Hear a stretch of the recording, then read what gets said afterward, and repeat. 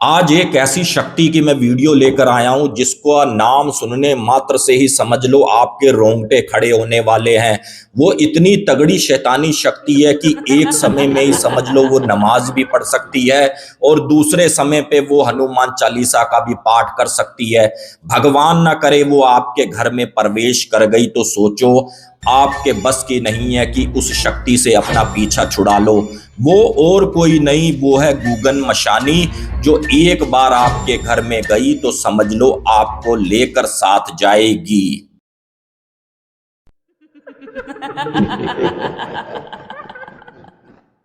सबको मेरी नमस्कार, मेरा नाम है अजय। आइए फ्रेंड शुरू करते हैं आज की स्टोरी। और ये आइए हमारे पास उत्तर प्रदेश का एक छोटा सा गांव पड़ता है गोपालगंज, वहां से।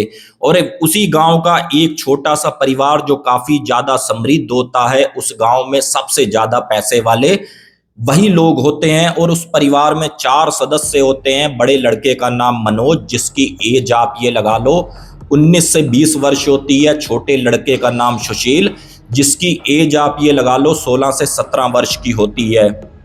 और मनोज की आदतों के बारे में भी बता दूं, काफ़ी कोशिश उसके पिताजी ने ये करी कि बेटा पढ़ लिख ले, कुछ पढ़ ले, लेकिन मनोज भाई जैसे तैसे हाई स्कूल तक पहुंचे, 2 बार फेल हुए। उसके बाद स्कूल का उसने दरवाज़ा नहीं देखा और उसके पिता ने भी यही कहा, बोले बेटा तू स्कूल के लिए बना ही नहीं है, तू ऐसा कर अब खेती के काम में आ जा, खेती संभाल। और मनोज जैसे ही खेती में अपना आया और काफ़ी अच्छे से उसने खेती संभाली। और पिता ने ये सोचा कि चलो कोई बात नहीं, मेरा एक बच्चा नहीं पढ़ा लिखा लेकिन भाई खेती अच्छे से संभाल रहा है, चलो जी दूसरा मेरा छोटा लड़का तो पढ़ लिख जाएगा। जैसे इसको खेती संभाले को अभी साल 2 साल हुए और उधर समय आ गया था लगभग सन 2014 का, और महीना चल रहा था नवंबर दिसंबर के करीब का, जब यहाँ पर इनको नई फसल उगानी थी अपने खेत में। और उसी समय ही उस गांव में एक काफ़ी ज़्यादा बातें फैली कि भाई कोई भी रात 9 बजे 10 बजे के बाद घर से ना निकले, क्योंकि इस गांव में किसी चुड़ैल का वास हो गया है, किसी भूतनी का वास हो गया है। और मनोज का जो काम था कि भाई अगर किसी का छोटा खेत है 2 एकड़ 3 एकड़, उसके पास ट्रैक्टर की सुविधा नहीं होती थी, मनोज 4 पैसे उससे लेता था, उसका भी खेत जोत देता था। तो एक समय ऐसा आता है जब मनोज अपने पिताजी से ये कहता है, पिताजी दिन भर तो मैं दूसरों का खेत जोतता हूँ, इधर हमारा खेत खाली पड़ा है, क्यों ना मैं रात को अपना खेत पूरा जोत दूं, जिससे हमारी फसल भी लेट नहीं होगी। तो इसके पिताजी कहते हैं, बोले बेटा देख लो जैसे तुम्हारे मन की। लेकिन जो मनोज की मम्मी थी उसका ये कहना था, बोले बेटा थोड़ा खा लेंगे हम, थोड़े में खुश रह लेंगे, लेकिन तू रात में खेत मत जोत, क्योंकि इस गांव में काफ़ी ज़्यादा बातें फैल रही हैं कि इस गांव में किसी चुड़ैल का वास हो गया है, किसी भूतनी का वास हो गया है, और मैं नहीं चाहती कि मेरे बच्चे को कुछ हो जाए। तो यहाँ पर मनोज भी काफ़ी ज़्यादा हंसता है, बोले मम्मी मुझे दिखाओ कहाँ पर है, कहाँ है चुड़ैल, कहाँ है भूत, ये सब बेकार की बातें होती हैं, मैं भाई ट्रैक्टर लेकर जा रहा हूँ। तो यहाँ पर मनोज के पिताजी भी कहते हैं, चल कोई बात नहीं बच्चा, ये अपना खेत पास में है, कौन सा कोई दूर है, इसको जाने दे। मनोज अपना ट्रैक्टर लेकर खेत में चला जाता है। लगभग 9 साढ़े 9 बजे का समय होता है और 2-1 घंटे बीतते हैं इसको अपने ट्रैक्टर में हैरो चलाते हुए, और चारों तरफ सन्नाटा ही सन्नाटा होता है। बस पूरे खेत में एक ही का ट्रैक्टर दिख रहा था, वो था मनोज। और जैसे इसका खेत पूरा अभी जुता ही था, आधा जुता था आधा रह गया, तो क्या होता है ठीक सामने इसको एक आदमी दिखा जो काफ़ी ज़्यादा पुराने कपड़े, बड़ी बड़ी दाढ़ी, ऐसा लग रहा था जैसे कितने समय से ये नहाया ना हो। और ठीक इसके ट्रैक्टर के सामने आकर खड़ा हो जाता है। और जैसे ही ट्रैक्टर के आगे खड़ा हुआ, मनोज उतर कर आया ट्रैक्टर से, बोले अंकल जी क्या मरना है क्या, ट्रैक्टर के नीचे आगे आकर, हटो मेरे ट्रैक्टर के आगे से भाई, मुझे खेत जोतना है, वैसे ही लेट हो रहा रात को, ये मजाक चल रही है। तो वो अंकल ये कहते हैं, जो अधेड़ उम्री मैं उनकी कहूँगा, वो ये कहते हैं, बोले बेटा तुम घर चले जाओ, यहाँ पर गूगन मशानी घूम रही है और वो नए नए जवान जवान लड़कों को अपना शिकार बनाती है, बेटा यहाँ से घर चले जाओ। तो यहाँ पर मनोज भी काफ़ी ज़्यादा हंसता है बोल, और साथ में उस अंकल की भी मजाक बनाता है कि अंकल अगर वो गूगन मशानी हैं हमको मार सकती है, क्या तुमको नहीं मार सकती? क्या तुमको डर नहीं लगता उससे? तो इस पर अंकल ये बोले कि मैं तो उसको पकड़ने आया हूँ, मैं तो उसको सिद्ध करने आया हूँ। बेटा तू तो साफ सुथरा बना हुआ है, मैं देख कितने बुरी हालत में हूँ।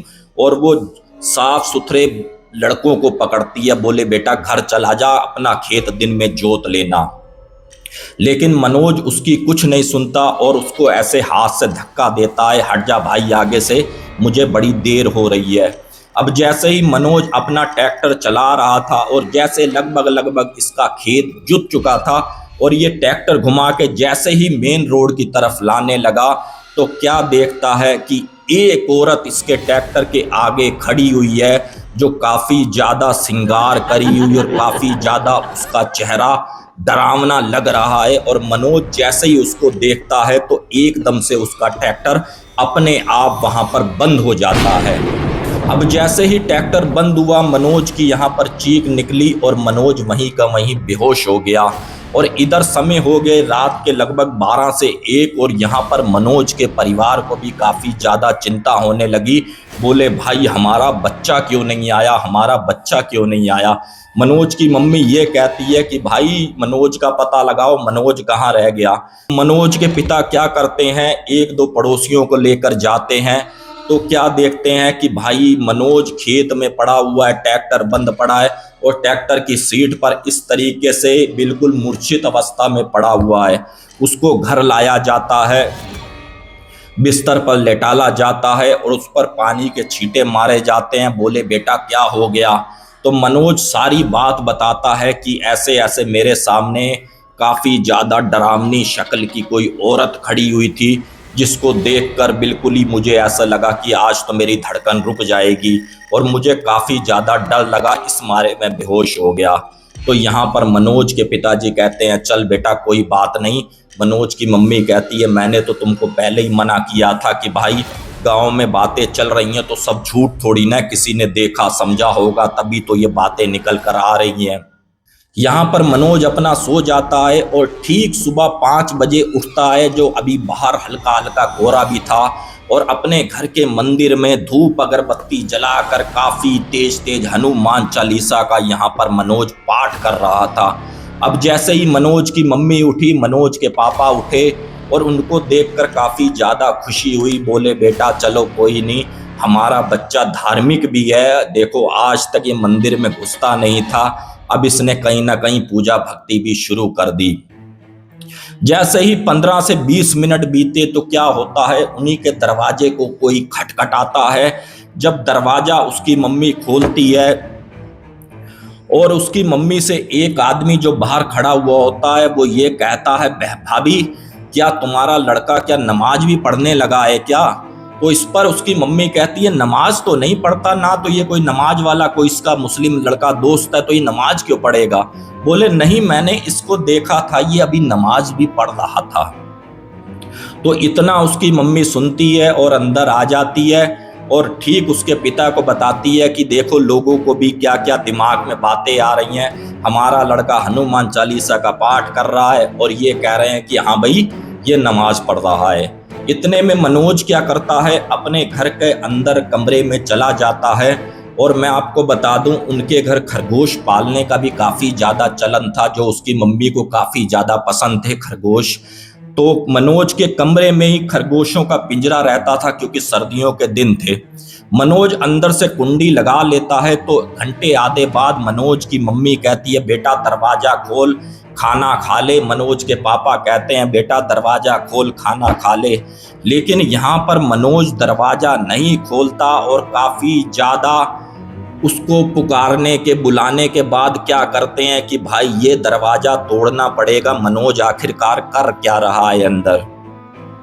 अब दो एक पड़ोसी आते हैं, उस दरवाजे को तोड़ा जाता है। अब जैसे ही दरवाजा टूटता है तो अंदर क्या होता है, जो खरगोश थे वो इस तरीके से खरगोश को छील रहा था और उसको खा रहा था, और दो एक खरगोश तो पहले ही मारकर खा चुका था, और जो भी जमीन पर खून पड़ा था उसको भी अपनी जबान से इस तरीके से चाटता चला जा रहा था।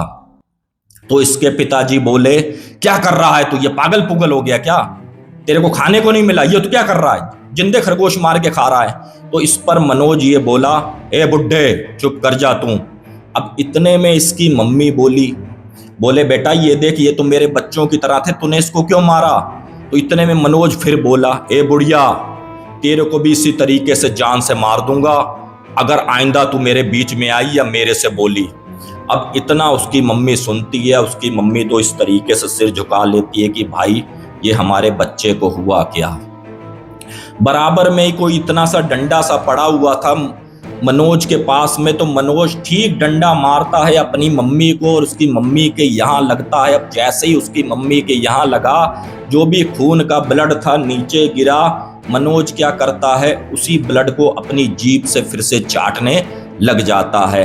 अब इतना इनके इधर हो हल्ला हो रहा था, तो इसके पिताजी ये करते हैं कि भाई क्यों ना मैं गांव के पड़ोस के ब्राह्मण को लेकर आऊं, क्योंकि मेरा लड़का तो इस तरीके से था नहीं, जैसा भी था ना तो वो मांसाहारी था ना तो कुछ था। अब जैसे ही पड़ोस के ब्राह्मण आते हैं और जब इसको देखते हैं कि भाई इसके ऊपर और कोई नहीं, गूगन मसानी है और ये हमारे बस की नहीं है, तो इसके पिताजी बोले भाई ये आपके बस की क्यों नहीं है, हमको भी बताओ। तो वो ब्राह्मण पंडित जी उन्होंने ये कहा, बोले भाई ये एक समय पे ही नमाज भी पढ़ सकती है शक्ति, और एक समय पे ही हनुमान चालीसा भी पढ़ सकती है, और इसके पास मंत्रों की काट है, तो इसको तो भैया हम नहीं बचा सकते। और कोई ऐसा अघोरी बाबा हो जो शमशान घाट में रहता हो, शमशान की सिद्धियां उसके पास हो, वही इसको बचा सकता है। तो यहाँ पर मनोज के पिताजी ये बोले भाई साहब आप ही बता दो, पंडित जी आप ही बता दो, किसी को आप जानकारी रखते हो, कोई आपकी नज़र में हो, अब हमको तो पता नहीं। तो पंडित जी ये बोले यहाँ से लगभग 30 से 40 किलोमीटर की दूरी पर आप चले जाओ, वहां पर एक अघोरी रहता है। अगर आपकी किस्मत हुई अच्छी, आपके किसी तरीके से उसको कह समझाकर उसको अपने घर ले आओ और उसके पैरों में पड़ जाना, तभी वो आपके घर आएगा, क्योंकि वो भाई मोह माया से हटे हुए होते हैं, वो पहली बात तो आपकी बात नहीं सुनेंगे।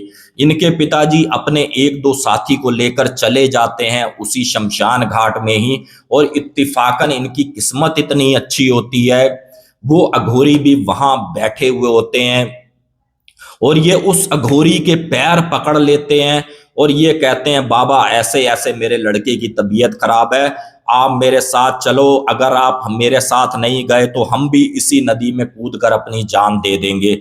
यहाँ पर बाबा को भी तरस आता है उनके आंसू देखकर। बाबा बोले चलो बेटा ठीक है, मैं तुम्हारे साथ चलता हूँ। अब बाबा जैसे ही उनके घर गए और जब देखा कि भाई ये तो हनुमान चालीसा का भी पाठ कर रहा है और ये तो भाई नमाज भी पढ़ रहा है, और जैसे ही बाबा ने अपनी क्रियाक्रम चालू किया, गोल घेरा बनाया, उसको बैठाला, कुछ एक मंत्र जाप करने की उन्होंने शुरुआत करी। मनोज ठीक खड़ा हुआ और कमरे के अंदर जा घुसा और अंदर से उसने लगा ली कुंडी। अब यहाँ पर बाबा ये बोले, भाई जैसे तैसे इसको बाहर निकालो। फिर से दरवाजा तोड़ा गया और क्या देखा, मनोज अपना रस्सी का फंदा तैयार करता है, उससे फांसी लगा लेता है और वहीं मनोज का द एंड हो जाता है। यहाँ पर बाबा ये कहते हैं ये गूगल मशानी थी, उससे बचाना तो पहली बात नामुमकिन है, जैसे तैसे हमने प्रयास किए लेकिन वो शक्ति इसको साथ ले गई।